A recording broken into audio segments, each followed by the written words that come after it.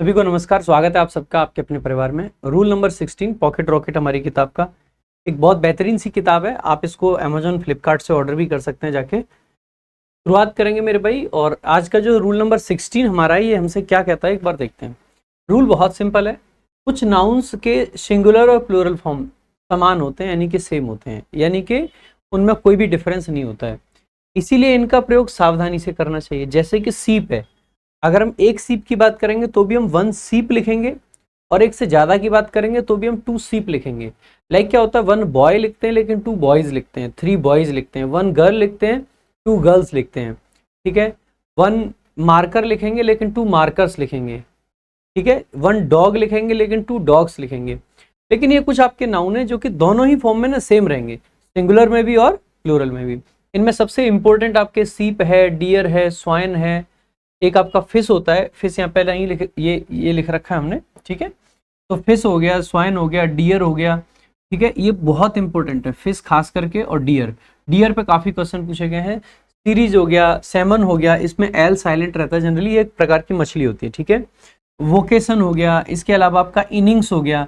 अगर एक इनिंग्स की बात करेंगे तो भी हम इनिंग्स लिखेंगे, और एक से ज्यादा की बात करेंगे तो भी हम इनिंग्स ही लिख रहे होते हैं, उसमें हम इनिंग नहीं लिखते हैं। ठीक है, ऐसे ही मीन्स हो गया आपका। मीन्स का मतलब होता है साधन, इसको भी सिंगुलर और प्लूरल दोनों फॉर्म में सेम रखते हैं। हालांकि मीन्स का सिंगुलर फॉर्म अलग से एक और होता है, मीन वर्ड भी अलग से होता है, और मीन का मतलब होता है माध्य। लेकिन मीन्स का मतलब क्या होता है यहाँ पे, मीन्स का मतलब होता है किसी भी चीज को करने का माध्यम।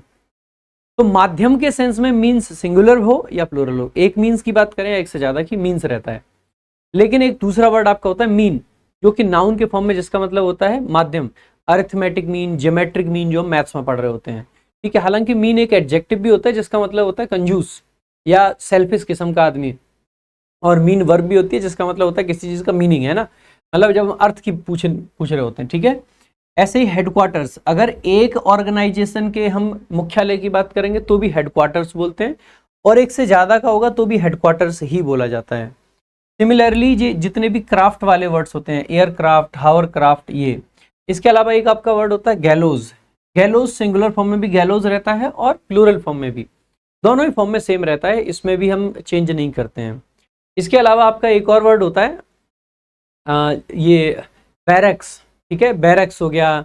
इसके अलावा क्वार्टर्स हो गया, जो ये रहने के होते हैं ना, सूट्स हो गया, इनको भी ऐसे ही बोल रहे होते हैं। ठीक है, तो बैरक्स, अपार्टमेंट्स और क्वार्टर्स, ये भी आपके हमेशा सिंगुलर फॉर्म या प्लूरल फॉर्म में सेम ही रह रहे होते हैं। ठीक है, तो इनका भी ध्यान रखेंगे। आगे देखेंगे, इसके कुछ एग्जांपल हैं, जैसे सीप वर ग्रेजिंग। तो हम कह सकते हैं कि सीप वर ग्रेजिंग कहना एकदम सही है, क्योंकि सीप आपका प्लूरल नाउन है, ये एकदम करेक्ट हो जाएगा। लेकिन अगर हम ऐसे कह दें तो भी आपका सही होगा, अ सीप वॉज ग्रेजिंग। अ सीप वॉज लिखेंगे तो भी सही हो जाएगा। दीज लीव्स, यानी कि ये पत्तियां, आर टॉक्सिक, ये जहरीली हैं, टू सीप्स। अब देखो सीप्स नहीं लिख सकते, बिकॉज सीप अपने आप में क्या होता है, प्लूरल होता है, तो एस को हटा देंगे। ठीक है, इस पे बेस्ड प्रीवियस ईयर के कुछ क्वेश्चंस हैं। पहला ही क्वेश्चन आप लोगों के सामने है, I was passing through a forest, through the forest. तो वैन बेसिकली कंजंक्शन है, आई वॉज आपकी आई सब्जेक्ट है, वॉज हेल्पिंग वर्ब है, पासिंग आपकी मेन वर्ब है, थ्रू आपका प्रेपोजिशन है जिसका ऑब्जेक्ट हो जाएगा द फॉरेस्ट। देखो थ्रू का यूज करते हैं फॉरेस्ट वगैरह से जब हम निकल के जाते हैं, इसमें हम अक्रॉस वगैरह नहीं लगा सकते, तो इसका भी ध्यान रखेंगे। जब 3D चीज के अंदर से निकल के जाते हैं थ्रू लगाते हैं, जब 2D चीज के ऊपर से क्रॉस करके जाते हैं तो अक्रॉस लगाते हैं। ठीक है, द फॉरेस्ट। ठीक है, आई सब्जेक्ट है, हैपन्ड टू सी, यानी कि मैंने देखा, ऐसा मेरे साथ हुआ। आई हैपन टू सी क्या, अ number of. A number of के साथ में हम जानते हैं कि प्लूरल नाउन आता है, और प्लूरली वर्ब आती है। लेकिन यहाँ तो चलो सी वर्ब का ऑब्जेक्ट है, तो वर्ब का तो कोई झंझट रहेगा नहीं यहाँ पे। लेकिन हाँ, नाउन हमें देखना है कि प्लूरल आना चाहिए। अब प्लूरल बेशक आता है, लेकिन डियर का तो प्लूरल अपने आप में डियर होता है, तो डियर्स नहीं लिख सकते, इसलिए आपका गलत हो जाएगा, ध्यान देंगे।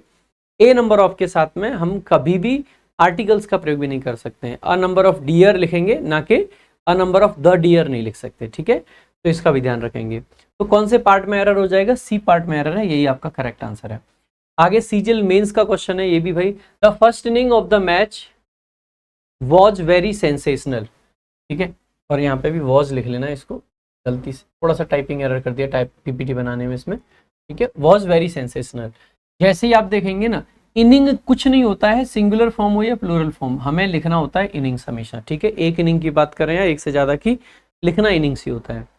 नेक्स्ट देखेंगे, अगला ये आपका क्वेश्चन है, I saw 2 deers in the woods. जल्दी जल्दी आपको इसका आंसर बताना है कि क्या होगा इसका करेक्ट आंसर। 17वां रूल हम ऑलरेडी डाल चुके हैं, ये रूल गलती से 16वां डिले हो गया था, दिमाग में नहीं था कि मतलब नंबरिंग गलत होने के चक्कर में पहले 17 चला गया फिर 16 जा रहा है, कोई दिक्कत की बात नहीं है। इस क्वेश्चन का आंसर आपको कमेंट बॉक्स में करना है, एसएससी सीपीओ में पूछा गया है।